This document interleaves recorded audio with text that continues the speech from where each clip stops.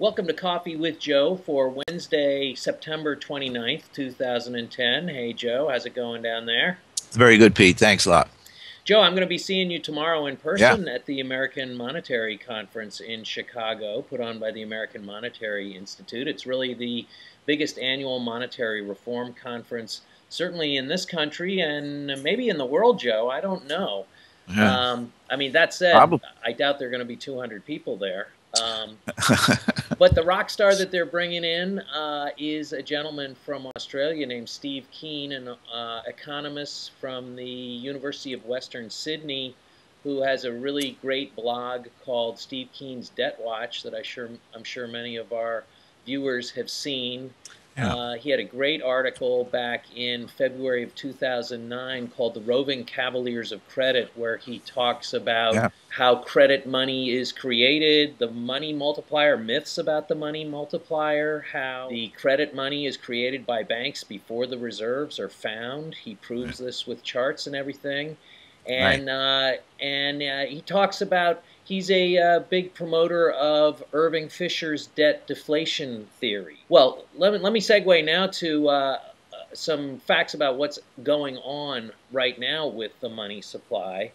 The M3 money supply has been contracting since about a year ago this time. If you go on John Williams' Shadow Stats website, which tracks the M3. The Fed stopped tracking the M3 money supply in Right. 2006, interestingly enough.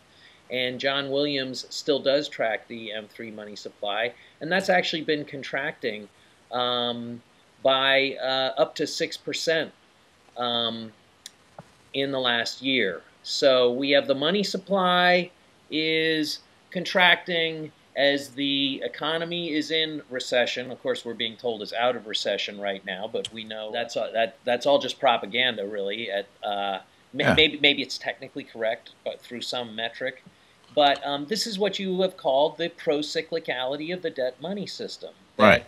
And that is essentially what I understand debt deflation to be. That because really 99% of our money is created when banks make loans to people. Right.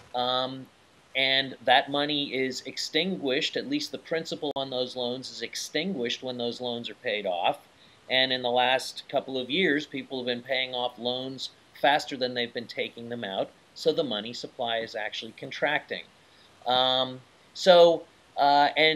Steve Keen ends that article on the Roving Cavaliers of Credit with this great quote. Having failed to understand the mechanism of money creation in a credit money world and failed to understand how that mechanism goes into reverse during a financial crisis, neoclassical economics may end up doing by accident what Karl Marx failed to achieve by deliberate action and bring capitalism to its knees. Now, Steve Keen has recently shown up in this article in the Business Spectator magazine, where he actually mentions that he's coming to the American Monetary Institute conference, where we will be seeing him in a couple of days. And he has some comments in there that don't seem to fully agree with this point of view that he has from the Roving Cavaliers of Credit.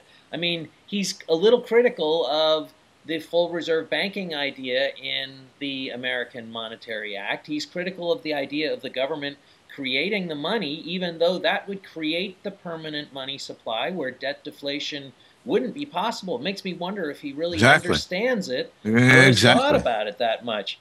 He says this about what he sees as the problem causing the financial crisis.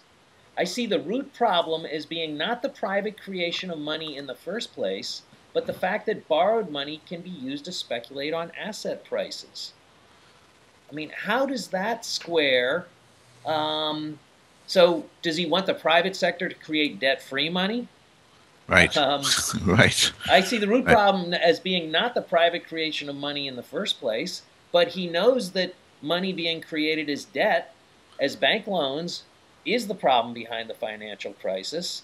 And I don't so understand why he isn't fully on board with the reforms advocated by the AMI. And we're going to get to talk to him about it this weekend. It's a fairly small and intimate conference. Yeah. So Yeah, I'm looking forward to that too, Pete. Sometimes, they say, the terminology steers, steers the discussion a lot, Pete. And, to me, the fact that that he and Bill Mitchell, of today's chartalists, see the creation of credit money, by the bankers as opposed to debt money. Because we usually think of credit and debt as being opposites, but when he's talking about credit money, he's talking about money created in bank loans and what we'd call debt money, right? Exactly. I think if every time he said credit money, he said debt money, he would realize that, that's what creates the problem. Um, you know, and for you to point out that he doesn't seem to recognize the total failure of the private banking debt money creation system.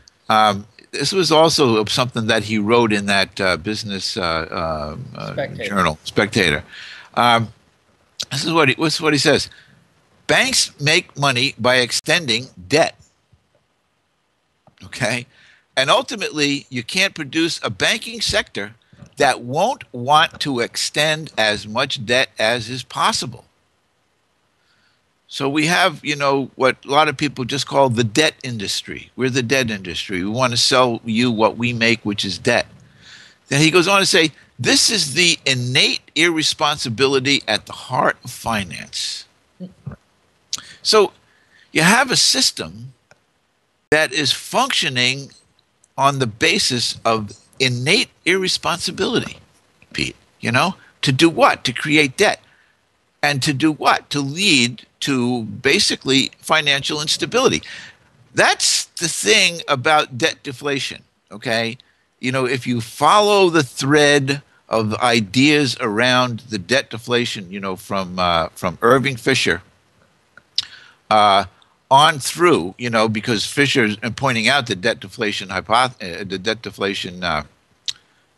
theory, okay, that was largely picked up by Minsky, with his financial instability hypothesis, to say that you're going to create so much debt, okay, that it's going to cause its destruction, and then the regulators are going to turn around and say now we need such and such, and then everything will go smooth, and then we'll have the cycle start all over again, and again to start to build up the debt. It's like as if, all the people that pay attention to that idea, Pete, that principle, of the innate irresponsibility at the heart of finance, are not capable of grasping the bull by the horns and saying, you know what? We have to tame that innate irresponsibility. And the way to do that is to don't give it the keys to the bus again. They took it and, Pete, I say they're destroying the economy rather than they've destroyed it. They are destroying it. Where to me, we're one major short sale away from the second dip. And when we talk about the second dip, it's going to be much worse than the first dip. And at that point, we can really say they've destroyed the economy, and that M3 is going to go, to the wayside. But, it's just that I don't understand why these guys are not willing to, to go that extra step, to see how reforming the whole monetary system, to rely upon a money system that if we don't have loans, we don't have money, and all of that stuff, Pete. It's rather incongruous, quite frankly, to me.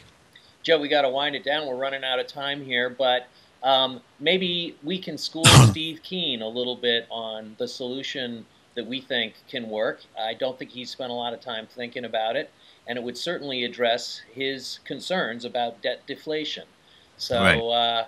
And he would make a great ally if we can come out the other side with him right. Agreeing with us. And if he's critical of it, once he really understands it, then that'll only help make us stronger, help us. Too. Exactly, Pete. Very much exactly. Totally agree. Looking forward to it. Joe, I'll see you tomorrow in Chicago. And okay. Maybe some of our viewers will be there. Please come up and say hello and introduce yourself if you're there.